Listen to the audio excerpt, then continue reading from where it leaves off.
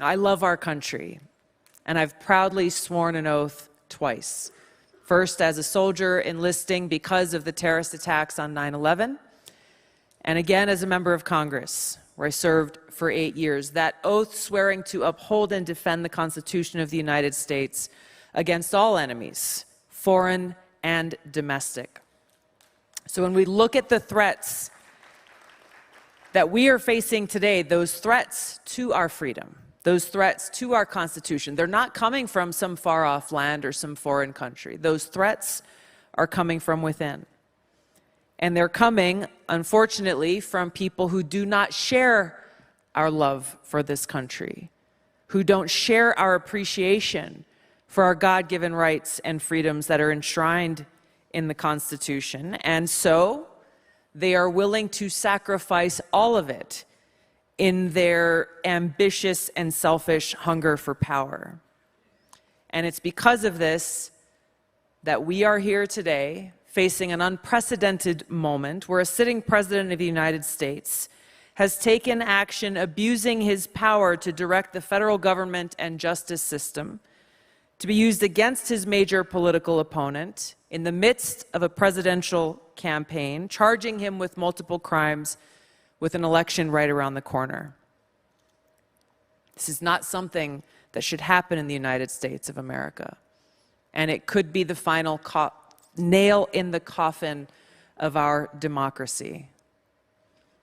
Now, President Biden likes to talk to us about how he is a champion for democracy, both here in the United States and around the world. But when you look at his actions, it tells a very different story. Obviously, his administration's indictment of his primary political opponent and President Trump, and their ongoing efforts to target political opponents and limit free speech, these actions remind us of the things that we see more of in authoritarian regimes in other parts of the world, where it's almost commonplace to wield the power of the state to silence or eliminate opposition. Now, we know that the heart of a functioning justice system is that if a law is going to be enforced, it needs to be enforced equally across the board. That's not what we're seeing here.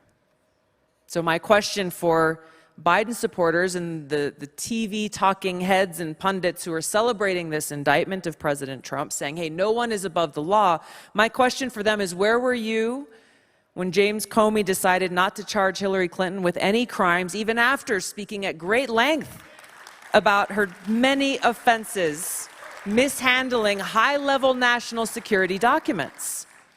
Where were your calls for accountability when President Biden himself was found to be holding classified documents in his own home and in other locations?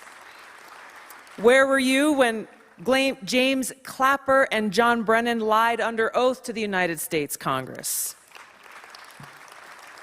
And what about the accountability for the 51 senior former intelligence officials who intentionally made this baseless public statement at the behest of the Biden campaign with the specific intent of withholding information, the content of Hunter Biden's laptop, from voters, labeling it as Russian disinformation? How many times have we heard that before?